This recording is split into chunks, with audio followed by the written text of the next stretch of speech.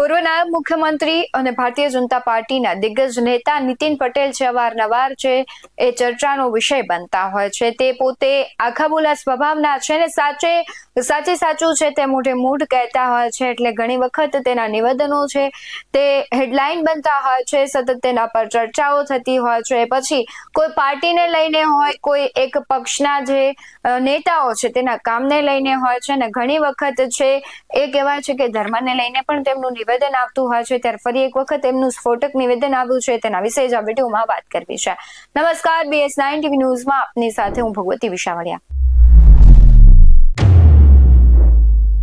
આમ તમે જુઓ તો ક્યાંક હિન્દુ ધર્મને લઈને જે આપણા કહેવાય છે કે સાધુ સંતો છે એ પણ નિવેદન આપતા હોય છે, ધર્મને બચાવવા માટેની વાત કરતા હોય છે અને ખાસ કરીને જે વન ચાઇલ્ડની નીતિ છે તેને લઈને પણ અનેક વખત તેઓ નિવેદનો આપ્યા છે અને તે ખૂબ ચર્ચાનો વિષય બન્યા છે। પરંતુ જે રાજ્યમાં ધર્માંતરણ થઈ રહ્યું છે કે ખ્રિસ્તી જે મુસલમાન છે તેને લઈને નીતિન પટેલનું નિવેદન આવ્યું છે। તેમણે મહેસાણાના કડીમાં એક કાર્યક્રમ હતો, ઓમકાર સેવા મિશન ચેરિટેબલ ટ્રસ્ટનો સાધારણ સભા હતી, તે દરમિયાન નિવેદન આપ્યું છે। તેમણે કહ્યું છે કે આપણે ઘટતા જઈએ છીએ, આપણામાં વિભાજન થઈ રહ્યું છે, ખ્રિસ્તીઓની વધતી વસ્તી છે તે ક્યાંક તેમને ફોસલાવવામાં આવે છે, તેમને ધર્માંતરણ કરવામાં આવે છે। તમે જુઓ તો છોટાઉદેપુર સહિતનું જે આખો વિસ્તાર છે ત્યાં ખૂબ મોટા પાયે ધર્માંતરણ થઈ રહ્યું છે અને તેમણે આગળ કહ્યું કે વિશ્વ હિન્દુ પરિષદ અને સંઘ મારફતે ખબર પડી છે કે છેલ્લા 25, 30 થી 40 વર્ષ કે આપણી જે સંખ્યાઓ છે, હિન્દુઓની સંખ્યા તે ઘટતી થઈ રહી છે, ખૂબ મોટી સંખ્યામાં ધર્માંતરનું કાળું છે આખું કારોબાર થઈ રહ્યો છે, ખ્રિસ્તોની સંખ્યા વધતી જાય છે ને આ વધતી જતી સંખ્યા છે ક્યાંક હિન્દુઓ માટે પણ ચિંતાજનક છે। તેમણે વધુમાં કહ્યું કે ખ્રિસ્તીઓ અને મુસલમાનોને સીધી રીતે જોડવાની જરૂર નથી, એ આખો અલગ વિષય છે। એક આતંકવાદીઓનું પક્ષ દળ છે જે દેશદ્રોહનો પક્ષ છે અને ફોસલાવીને હાથ ફેરવીને પટાવીને જે લોકો છે તેનું ધર્માંતરણ ખૂબ મોટા પાયે કરાવવામાં આવી રહ્યું છે। બંનેનું લક્ષ્ય તો આખરે એક જ છે, હિન્દુઓને ઓછા કરવા અને હિન્દુ ધર્મ ઉપર આપણું વર્ચસ્વ જમાવવું।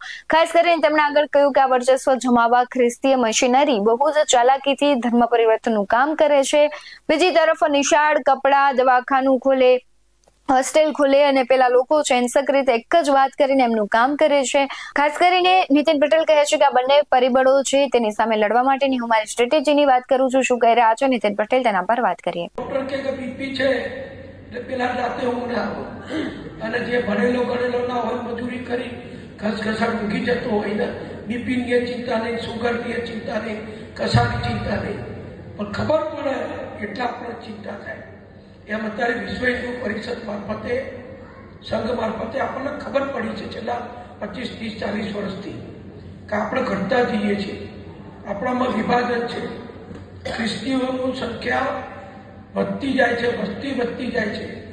મુસલમાનો વળી એક જુદો વિષય છે, ખ્રિસ્તીના મુસલમાનના વિષયને બહુ સીધો સંપર્ક કરવાની, જોડવાની બહુ જરૂર નથી, બે અલગ વિષયો છે। એક આતંકવાદીઓનો પક્ષ દળ છે, દેશદ્રોહીઓનો પક્ષ દળ છે, હિંસક લોકોનો પક્ષ દળ છે અને એક ફોસલાઈ હાથ ફેરવી પટાઈ અને ધર્માંતર કરાવનારા લોકો છે।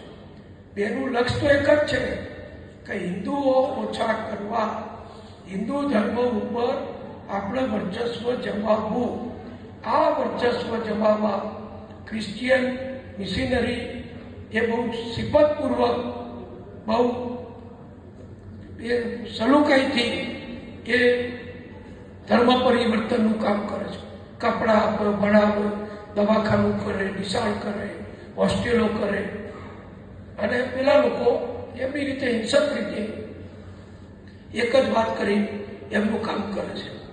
એટલે આ બે પરિબળો સામે લડવાનું છે, પણ બે પરિબળો સામે લડવાની સ્ટ્રેટેજી મારી દ્રષ્ટિએ, હું બહુ મોટો અભ્યાસ ચિંતક નથી, પણ સામાન્ય બુદ્ધિથી કહું છું કે બેની સામે લડવાની આપણી સ્ટ્રેટેજી જુદી હોઈ શકે। એકની સામે એના જેવું સેવાકીય કામ, એના જેવું શિક્ષણનું કામ, એના જેવું શાળાઓનું કામ એ કરીને આપણા લોકોને આપણામાં જાળો બને છે। બીજાની જોડે તો બીજાની સામે આપણે વ્યક્તિગત નાગરિક તરીકે તો બહુ ના કરી શકીએ, એ સરકારનું કામ છે, સંરક્ષણ દળોનું કામ છે। અને અત્યારે આપણી ભાજપની સરકાર આવ્યા પછી દિલ્હીમાં બહુ બેખૂબી રીતે બધું ચાલી રહ્યું છે. તમે જુઓ નક્સલવાદ એ નાની વાત નથી. છત્તીસગઢ, મધ્યપ્રદેશ, ઝારખંડ એ વિસ્તારો આદિવાસીઓમાં આ જ વાત છે કે આ આપણું પડાવી લીધું, આપણું લઈ લીધું, આપણું જ છે. કોઈ વીજળી નહીં આવવા દેવાની, કારખાનું નહીં નાખવા દેવાનું, રોડ નહીં બનવા દેવાનું. અને નક્સલવાદ એ ડાબેરીઓ. નક્સલવાદ એટલે ડાબેરીઓ, સામ્યવાદીઓ એ જુદા નથી. સામ્યવાદીઓ બધી બહુ હોશિયારીથી લડે છે. પશ્ચિમ બંગાળમાં 25 વર્ષ સામ્યવાદી રાજ સરકાર ચાલી, વિચારી લો તમે, 25 વર્ષ સુધી. અને આ વીપી સિંહના ને એવા બધાના સમયમાં તો સામ્યવાદીઓ ભારત સરકારના મંત્રી હતા, એક તો સ્પીકર બન્યા હતા સોમનાથ ચેટર્જી. એટલે આ બધું ઘણો ક્ષેત્રમાં લડવાનું છે. એમાં આપણે લડવા માટે બહુ નાના છીએ, પણ ભાવના ઊંચી છે. એટલે આપણું કડીનું કામ ઘણું ચાલે છે, ઘણું કરી. આમ તમે જુઓ તો ઘણી વખત વિવાદિત ચર્ચાઓ થતી હોય છે. આપણે એક ધર્મ કોઈ હોય તેને લઈને ઘણી વખત કટાક્ષો સાંભળતા હોય છે, પરંતુ નીતિન પટેલે જે વાત કરી છે તે ક્યાંક ગુજરાતમાં ધર્માંતરણના જે આંકડાઓ સામે આવે છે તેના પર પણ સવાલ કરે છે, અને તેમની વાત ક્યાંક છે અમુક અંશે છે સાચી પડતી હોય તેવું પણ દેખાઈ રહ્યું છે. કારણ કે ગુજરાતના અમુક છેવાડા અને ગ્રામ્ય વિસ્તાર છે ત્યાં ખૂબ મોટા પાયે ધર્માંતરણ ચાલી રહ્યું છે, તેને રોકવાના પ્રયાસો પણ થતા હોય છે. પરંતુ જે પ્રમાણે હાલ પરિસ્થિતિ સર્જાય છે અને નીતિન પટેલનું જે નિવેદન આવ્યું છે તેને લઈને તમારું શું માનવું છે કમેન્ટ બોક્સમાં જરૂરથી જણાવજો. બાકી આવા જ વધુ અહેવાલો સાથે ફરી મળતા રહીશું. તમે મારી યુટ્યુબ ચેનલને સબસ્ક્રાઇબ કરવાનું, અમને ફેસબુક અને ઇન્સ્ટાગ્રામ પર ફોલો કરવાનું ભૂલશો નહીં. બાકી અમને નવી અપડેટ્સ મેળવવા માટે જોતા રહો BS9 TV ન્યૂઝ. નમસ્કાર.